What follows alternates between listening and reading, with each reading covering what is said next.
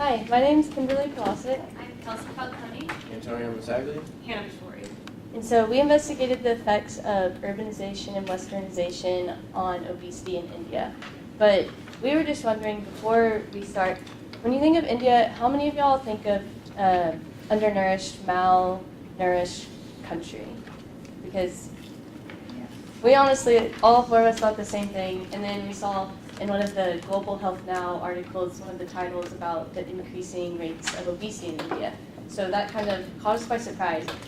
And so we decided to look further into that. So what exactly is obesity? Well, the World Health Organization defines it as an excessive or abnormal fat accumulation that presents a risk to health and is measured by a body mass index greater than 30. And so as of just last year, worldwide, there were 1.9 billion adults that were classified as overweight. And within that category, 600 million adults were classified as obese. And so a lot of times we all feel that obesity, people typically think of it as a problem in wealthier, developed countries. But that's actually not the case, and it is a cause of increasing concern for developing countries, such as India. So, in India, the population, there's 1.24 billion people. It's located in South Asia, and it's classified as a lower to middle income country. And as of 2013, we found it was really interesting that over 50% of obese individuals worldwide were located in just 10 countries. And so the US was home to the most, accounting for 13% of those total individuals. And then China and India jointly accounted for 15%. So this made India as the third most obese country in the world, which we found kind of shocking. Did not know that.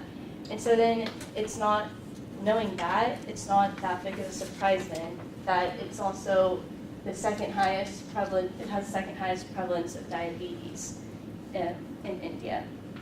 So why do we care? The thing is that obesity is one of the major risk factors for a non-communicable disease. And the World Health Organization identified like 4 major non-communicable diseases. And that's cardiovascular, chronic respiratory diseases, cancer, and diabetes. And so as you can see in this chart, is that this is for India, and it represents the total deaths for all ages. And that NCDs in India account for 60% of all deaths. And with the rise in obesity plays a major role in especially these big 4 NCDs. And in India, it's been rising. In fact, in the past 20 years, the obesity overweight prevalence had just about doubled in men, amounting to 46% in men, and tripled in women, amounting to 51%. So why is it rising? What is the sudden change? What is going on? So there are 3 major factors that are causing or leading to the rise in obesity: urbanization, westernization, and internal issues.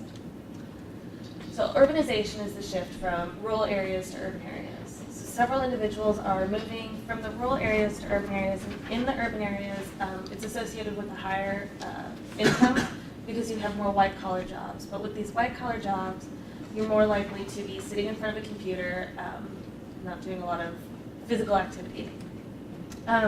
Also, it's an increase in use of cars to get from the city or to your work from your house. But in rural areas, there's more prevalence of blue-collar jobs where you're doing a high amount of physical activity and you're walking to your job or riding a bicycle, so more physical exertion. So the shift, you can see that in rural areas, only 8% of men are obese, but 35% of men are obese in urban areas, and then 4 times, women in urban areas are 4 times, have a 4 times more likely to be obese. And in rural areas, rural areas and rural slums are more likely to be undernourished or malnourished, with low income, whereas in urban areas you're going to have a higher income, so you're going to be more nourished, but the increase in inflation and infrastructure, it's led to more health. Food is more expensive, so where people are spending money on cheaper, unhealthy foods, which led to Westernization. So, along with the urbanization, of course, as she just said, came the Westernization and Western culture being introduced, which most notably incorporates American fast food companies. As you can see up here, there's a rise in burger chains in India, including Johnny Rockets, Burger King, and Carl's Jr. that joined McDonald's, KFC, and Pizza Hut. As of 2010, the National Restaurant Association of India reported that the fast food industry is growing at a rate of 35 to 40% annually every year in India. The major problem with this is that it's allowing those rise in middle class people who are now getting these urbanized jobs, not moving, having more sedentary lifestyles, to be able to get access to easy food that then allows them to accumulate fat and side effects of having fast food. And one of the things that we found really interesting is you think of fast food, people, it's lazy, you drive there. But not only that, in India, McDonald's even has a delivery service. So, just take that into consideration. It makes it that much easier to get fast food. You don't even have to move from the office, you can order it. So, that leads to internal issues. So it's not just the urbanization and the Westernization that is causing the rise in obesity. There's also some internal factors, starting with genetic predisposition. One of the things is that Indians have been shown to genetically be more susceptible to obesity, and it's because they carry a higher percentage of body fat. Central adiposity is common, and they are known to have excessive insulin resistance. Another factor is that children born underweight or with low birth rates have a higher likelihood of becoming obese later on in life, especially in the population of women. The next key factor that's an internal issue is traditional cuisines. Indian foods tend to be filled more with oils, high calories, as well as trans fats as compared to some other foods, on top of the fast food diet that we just mentioned. And then finally, there are some cultural aspects or discrepancies that cause an increase in obesity. One of them being that a country that is so recognized with malnutrition and starvation causes them to see a chubby child or baby, an infant, being something that's considered healthy. So they look for that in their child and they think it's a good thing, and so they want to keep their child healthy or overweight as they get older because they think it's a good thing, and that causes them, of course, the obesity to persist until life. And then finally, along with that, going along with the children aspect, they don't have physical education in their education systems more often than not, and that has a lot to do with religious and cultural beliefs that conflict with those different things. Okay, so we've identified these major health issues associated with obesity, so mainly urbanization, Westernization, and internal issues. They're all specific causes of obesity, but how do we solve it? So the question remains, what do we do to solve this issue? We understand that it's not exactly plausible to eliminate all fast food chains, to make all people with white-collar jobs get up and run a mile at their lunch, or I don't know, anything like that. We can't change their genes. So first, we basically just thought, so let's address the things that we can control. So let's address mostly education and teach them how to become a developed country, because that's what they're working towards. So first, we want to educate the urban population about healthy alternatives. So we want to concentrate on the urban population because this is the most affected and contains the most highly dense fast food options. So we want to teach them about how to utilize the country's immense agricultural strength. So, India is currently the second largest producer of fruits and vegetables globally, which is huge. So that market alone could be used to combat the rise in reliance on westernized fast food chains. So secondly, we want to address the issue of the lack of physical activity by basically teaching the urban Indian population how to avoid the sedentary lifestyle. So because India is still a developing country where many people are running from rural areas to large city centers, citizens are not adjusting well to the white-collar desk jobs, and they're so used to working on the farms or working in rural areas where there's a lot of physical labor. Okay, so what do we want to do to solve this? So we found that people moving from the rural to urban areas actually tend to move to the most populated areas, so the most densely populated areas, I guess. So they're moving to Mumbai, they're moving to New Delhi, they're moving to like these gigantic cities instead of to the smaller cities. So we propose that we want to contact NGOs in India, such as the Society for Nutrition, Education, and Health Action, or the SNEHA, and hire 2 to 3 people to work with them and local farmers markets around the top 10 most populated cities in India to help with outreach and education. So we found that these NGOs and these farmers markets, they have really good goals, but they just don't have any outreach. They don't have any pull in society. So we actually found a couple farmers markets that were pretty cool, and they have goals, they just don't have outreach. So one example is the Organic Farmers Market in Chennai, and this one actually has 14 locations throughout. It just only has 3,000 likes on Facebook. And in comparison, Whole Foods in Austin has 2 million likes alone. So just a comparison. And their goals are to bridge the urban-rural demand-supply gap, which is kind of what we're looking at. And then the Delhi Organic Farmers Market they define themselves as a platform for local, genuine, organic, and natural farmers and primary producers to sell their produce directly to customers. And these farmers markets sell things like rice, spices, whole grain flours, fruits, vegetables, greens, and nuts. So it's all things that would be awesome alternatives to the fast food and things that they could bring with them to their jobs while they're sitting, or things along those lines. So basically we thought that the SNEHA can help to set up and operate festivals at local schools around each of the urban cities, as they already have the funding and their goals are falling in line with our goals. And we want to concentrate on schools in particular so we can reach across generations. So we're not only just reaching children, we're also reaching their parents as well.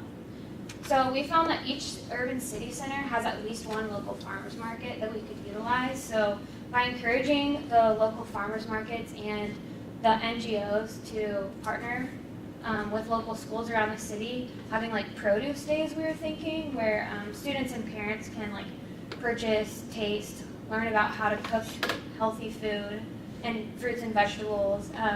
It's hoped that like both children and adults will understand the importance of eating healthy and the implications of eating unhealthy. So while this addresses the like healthy eating aspect, we also want to incorporate traditional Indian dance or yoga or things that are traditional to the Indian culture to encourage physical activity. So at these, it will not only be just eating some food, but there will be dance, there will be like music, things that will get people up and moving, and hopefully just create a really fun environment, making people want to come to these events. Also, yoga and dance and stuff like that, that's accepted by, it's pretty widely accepted by Hinduism and Buddhism. So it would be culturally acceptable. So we thought, like, as far as plausibility, by hiring 2 to 3 local people in the 10 most populous cities and paying around $2,000 per year, or $20,000 per year, which the average is $10,000 per year, this could be a 2 to 3 year startup campaign for less than $2 million US. So overall, we basically found that obesity is actually a bigger problem than you might originally think, and that it's an issue that needs to be addressed. Any questions? How common are public spaces like parks in Indian cities? Because you mentioned putting on festivals, but you would want to have locations to put these festivals on. So is there any problem with courthouse? Well, I can't give you like an exact number of how many parks there are, but when researching, that was one of, when I was talking about some research saying what's already being done, there was a scholarly article that was saying that one of the things they need to do in India is increase parks and recreational spaces. So it's something that, it's a problem that does need to be addressed, but I agree because you need places for that. But so it is something on their radar, that would have to be honest. I think right now too, while we're still building the parks there, because they're partnering with schools, if they can actually obtain that partnership, I feel like it would be really easy to just hold it on school grounds, So. Although I was also asking because because parks provide a good place for people to go outside. Yeah, and definitely. exercise. Right, for sure. Do you know anything about like the cost of produce in India versus the cost of fast food? I don't know exact numbers, but I mean, whenever I looked up, all it said is it's basically like the same situation here where, you know, when you go to a Whole Foods, the food's way more expensive to buy, you know, all of the healthier items that you would want to purchase, whereas, you know, you go to fast food, you can buy like 4 hamburgers for like $8. So it's a similar comparison, but I don't know like any exact numbers. Well, and also a lot of the urbanization has been so recent that it has led to inflation, which we read that this inflation was causing the prices of fruits and vegetables to go up more so than the fast food options. So that was one of the kind of key players too. You guys talked about how when children are overweight, how they look at the child as like being very cute. What about adults? Adults that are like overweight, do they see that as like a symbol of like they have high incomes and stuff? We didn't like correlate that. That's interesting. So I'm sure.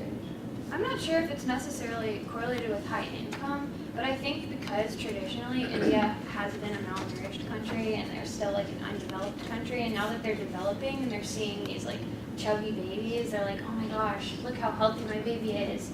It can have fat on it, you know what I mean? So I think, I'm not really sure about adults, but I don't think it's necessarily an income thing, but more of a, I have access to food thing. Did you find any stats on like people who are obese and malnourished? Because malnourishment doesn't necessarily have to mean starving. Yeah. Because fat isn't very nourishing. Are there any specific stats targeted at that since it's a cultural issue? There was one study that we looked at where they just studied a certain city and the schools. It seemed that the malnourishment within that, and I cannot pronounce the name of the city, but within that, within those schools, the malnourishment was higher than obesity rates, but it was climbing to where it was equal. Like if you combined obesity and the overweight rates between the children, it would equal the malnourishment.